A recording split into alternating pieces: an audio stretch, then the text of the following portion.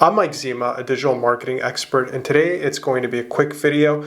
Google has made updates to its platform, and here are some key ones if you're a small business owner. Google has made updates to where reviews are visible in a carousel, so you better stack up on your reviews because people can evaluate your business right there before they click through, and you won't even get a chance to convert that lead.